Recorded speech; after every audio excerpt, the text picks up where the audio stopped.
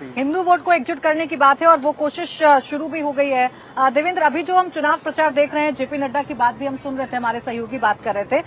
BJP पूरी तरीके से चुनाव का अब जो मुद्दा है वो शिफ्ट करने में लगी है। जो रावण शब्द कल मल्लिकार्जुन ने कहा था, इसका फायदा बीजेपी को कितना होगा? क्योंकि अभी तक रिकॉर्ड तो यही बताता है कि कांग्रेस की जबान फिसलती है और इसका सीधा फायदा बीजेपी को पहुंच जाता है। बिल्कुल प्राची, जैसे कल हम लोग बात कर रहे थे कि अब तक 2006 के बाद से अब तक 82 दफा ऐसा हो चुका है जब कांग्रेस के नेताओं ने प्रधानमंत्री नरेंद्र मोदी को पर्सनली टारगेट किया है और हर बार बीजेपी उन मुद्दों को लेके जनता के बीच जाती है और अपने फायदे में जाहिर तौर पे उसका इस्तेमाल करती है। और आप देखें तो शायद ऐसा लगता है कि कांग्रेस पार्टी भी एक सोची समझी रणनीति के तहत यह काम कर रही है, क्योंकि ऐसा नहीं हो सकता है कि पार्टी के राष्ट्रीय अध्यक्ष मल्लिकार्जुन खड़गे पहले दिन में बोले कि असत्य के सौदागर हैं, फिर उस पर जब बहुत करंट नहीं हुआ तो अगले दिन आके आप रावण शब्द का इस्तेमाल कर रहे हैं। तो कहीं ना कहीं जो एंटी बीजेपी वोट बैंक है आम आदमी पार्टी को लेकर, कांग्रेस पार्टी भी सशंकित होगी और शायद वहां पे वो मैसेज देना चाह रहे होंगे कि मोदी के सबसे कट्टर आलोचक वो है, कांग्रेस पार्टी है। इस स्मार्टफोन के युग में भी ये फोटो स्टूडियो बना के साल में 30 लाख कमा रहे हैं। आपको भी ये कमाना है, उनसे सीखना है तो फ्रीडम ऐप को अभी डाउनलोड कीजिए। हालांकि ओवरऑल रिजल्ट के हिसाब से देखें तो ये उल्टा ही दाव पड़ता है। दूसरी चीज की एक दिलचस्पी मैं आपको बताऊं कि कल जो गुजरात बीजेपी अध्यक्ष हैं CR पाटिल अचानक राजकोट गए और बिहार में जो अभी बीजेपी के संगठन महामंत्री हैं उनको यहाँ पे बुलाया गया है और यहाँ पे वो पिछले 20-25 साल से यहाँ पे संगठन महामंत्री का काम वो कर चुके हैं। कहा यह जाता है कि नरेंद्र मोदी के बाद कार्यकर्ताओं के साथ जो सबसे बेहतर कनेक्ट किसी का है तो वो भिखूभाई जो कि संगठन महामंत्री उनका है। बिहार से उनको वापस बुला गया। कल राजकोट की जो सीटें जो भीतर घात के चलते डैमेज हो रही थी उनको डैमेज कंट्रोल किया जा रहा है। तो ओवरऑल आपको दिखेगा कि बीजेपी की जो स्ट्रेटजी है ऑल आउट अटैक की है और ऐसे में अगर मल्लिकार्जुन खड़गे इस तरह का बयान देंगे, चाहे उनका मकसद जो भी रहा हो, बीजेपी तो अपने फायदे में उसका इस्तेमाल करेगी, जो कि पार्टी के राष्ट्रीय अध्यक्ष के बयान से वो स्ट्रैटेजी बनानी बीजेपी ने शुरू भी कर दी है। चूंकि राजकोट का जिक्र किया देवेंद्र ने, तो राजकोट पर चुनाव भी होने हैं पहले फेज में। राजकोट पूर्व सीट की अगर बात करें तो ये वीवीआईपी सीट है। उदय कानड़ बीजेपी के यहाँ पर कैंडिडेट हैं और इंद्रनील राजगुरु कांग्रेस के यहाँ पर कैंडिडेट हैं। जो राजकोट पूर्व का चुनाव है, इस बार कहा जा रहा है कि बहुत दिलचस्प है और ये बहुत आसान नहीं है किसी भी पार्टी के लिए इस सीट पर चुनाव जीतना। ऐसा क्यों कहा जा रहा है? क्या कौन से फैक्टर्स यहाँ पर काम कर रहे हैं? देखिए, राजकोट पूर्व की सीट ऐसी सीट है जो इंद्रनील राजगुरु 2012 में भी जीत चुके हैं और यहाँ का जो साइजेबल मतदाता है बड़ी संख्या में, वो आपको मुस्लिम, दलित, ओबीसी वर्ग के बहुत सारे राजकोट पूर्व के इलाके हैं।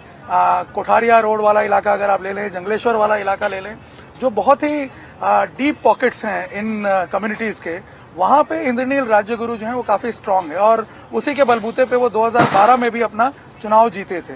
उदय कानगढ़ जो है वो नए कैंडिडेट हैं और ऐसा भी सुनने में आ रहा है कि अरविंद रैयानी जो पूर्व सरकार में मंत्री भी थे, उन्हें इस बार उनका टिकट काट के उदय कानगढ़ को खड़ा किया गया। तो कहीं ना कहीं उसको लेकर के कुछ अंदर खींचतान चल रही है, जो उदय कानगढ़ को काफी मुश्किल भी पेश आ रही है। उसकी वजह से उन्हें काफी मेहनत करनी पड़ रही है। लेकिन क्योंकि अर्बन सीट है, ज्यादातर वोटर जो है वो बीजेपी के साथ पहले से अटैच्ड है, इसलिए बीजेपी उसका फायदा जरूर उठाने की कोशिश करेगी।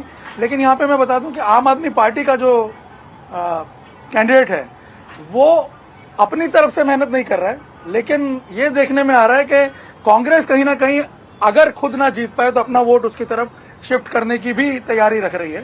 तो ऐसे समीकरणों को जब हम देखते हैं तो कहीं ना कहीं लग रहा है कि ये सीट जो है ये इस बार एक अच्छे फाइट में आ गई है। बीजेपी के लिए जो इजी मानी जा रही थी सीट, उतनी इजी नहीं लग रही है राजकोट पूर्व की। राजकोट पश्चिम के कंपैरिजन में, राजकोट पश्चिम जो है वो गढ़ माना जाता है बीजेपी का, हाँ। लेकिन राजकोट पूर्व जो है वो इस बार इंद्रनील राजगुरु अगर आम आदमी पार्टी से खड़े होते तो डेफिनेटली जीतने की उम्मीद लग रही थी, लेकिन उन्होंने आखिरी दम पे आम आदमी पार्टी छोड़ दी, बाद में खुद खड़े हुए। आम आदमी पार्टी को हालांकि नहीं जिताना चाहते वो, लेकिन अब प्रायोरिटी बदल गई है कि बीजेपी को नहीं जिताना है, इसलिए हो सकता है दोनों साथ में मिल जाए। बिल्कुल, और इस सीट पर इसीलिए मुकाबला दिलचस्प है। इसके अलावा एक और सीट की बहुत चर्चा इस चुनाव में हो रही है दिलीप जी, वो मोरबी की है। मोरबी में एक हादसा होता है और पूरी की पूरी कांग्रेस लग जाती है इसे एक बड़ा मुद्दा बनाने में। क्या ये बड़ा मुद्दा बन पाया है गुजरात इलेक्शन में? क्या ये ऐसा मुद्दा है जिससे वोटर्स प्रभावित होंगे और खासकर मोरबी सीट पर इसका प्रभाव पड़ेगा? और कांतिलाल अमृतिया जो काफी चर्चा में आए इस हादसे के बाद भी, उन्हें कोई नुकसान होगा? नहीं, वो इस तरह से चर्चा में आया तो कैंडिडेट बदल दिया गया। हम ये मान के चल रहे थे कि ब्रिजेश मेरजा को ही रिपीट किया जाएगा। इस स्मार्टफोन के युग में भी ये फोटो स्टूडियो बना के साल में 30 लाख कमा रहे हैं। आपको भी ये कमाना है, उनसे सीखना है तो फ्रीडम ऐप को अभी डाउनलोड कीजिए। लेकिन जिस दिन हादसा हुआ उस दिन कांति अमृतिया सबने देखा, वो मच्छू नदी में गए थे और काफ़ी लोगों को बचाने की कोशिश कर रहे थे। तो मुझे लगता है इसीलिए स्ट्रेटेजिकली बीजेपी ने लास्ट मोमेंट पे कैंडिडेट चेंज करके कांति अमृतिया को ही वो टिकट दिया। एज इट इज़ वो दावेदार तो थे ही, और अगर उसको नहीं दिया गया होता तो प्रॉब्लम होने वाला था, लेकिन उसको दे दिया। तो मुझे लगता है वो ये थोड़ी सी वो सीट बचाने की कोशिश है। वो चर्चा में नहीं आया मोरबी का पूरा जो माहौल है, लेकिन मुझे लगता है थोड़ा बहुत असर उसका मोरबी में भी हो सकता है और पूरे सौराष्ट्र में हो सकता है, क्योंकि ऐसा हादसा है।